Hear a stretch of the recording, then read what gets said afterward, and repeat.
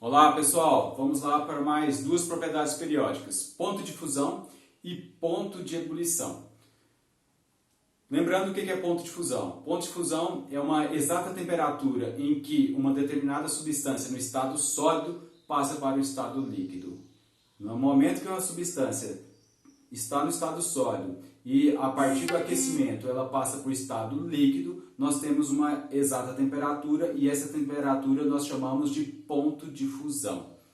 E ponto de ebulição? Nós temos uma substância no estado líquido e no momento em que essa substância passa para o estado gasoso, nós temos então uma exata temperatura que nós denominamos por ponto de ebulição.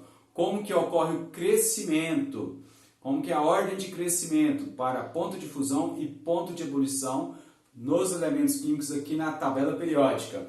Um comportamento diferente para dois grupos. Grupo 1, que são os metais alcalinos, e grupo 2, que são os metais alcalinos terrosos. Como que ocorre?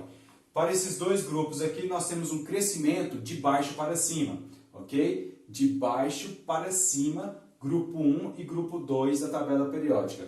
Para os demais grupos, nós temos um crescimento de cima para baixo, enquanto os elementos químicos que estiverem mais ao centro possuem maiores temperaturas, tanto para o ponto de fusão quanto para o ponto de ebulição. Como exemplo aqui, eu coloquei um elemento químico que tem altíssima temperatura de fusão, que é o tungstênio, simbolizado pela letra W. Tem uma temperatura de fusão de aproximadamente 5.900 graus Celsius.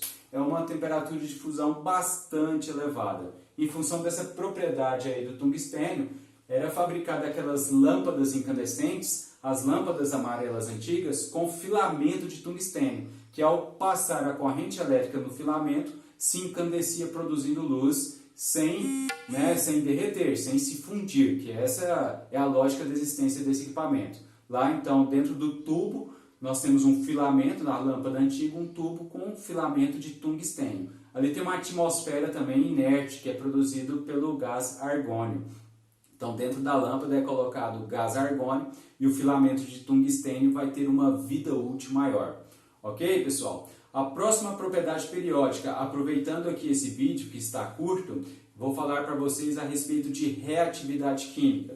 Então, vamos lá, ó. O que vem a ser reatividade química? Então vamos lá, ó. Reatividade química. O que vem a ser reatividade química? Reatividade química está relacionada com a tendência de determinados átomos têm em realizar ligações químicas com outros elementos químicos. As reatividades químicas têm a seguinte ordem de crescimento. Inclinado aqui, ó, na diagonal para a esquerda. Esses elementos químicos que estão aqui nessa diagonal aqui possuem maiores reatividades químicas, enquanto os elementos químicos que estão à direita da tabela periódica, quando eles estiverem na diagonal subindo aqui, terão maiores reatividade química.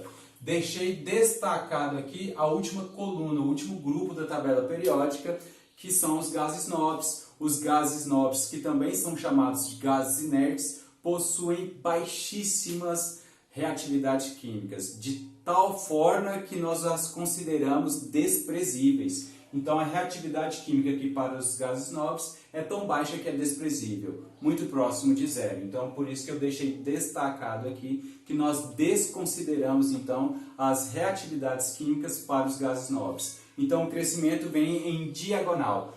Pensando aqui a tabela periódica numa divisão aqui no meio. Quanto mais à esquerda nessa diagonal, maiores reatividades químicas. E quanto mais à direita nessa diagonal aqui, maior reatividade química.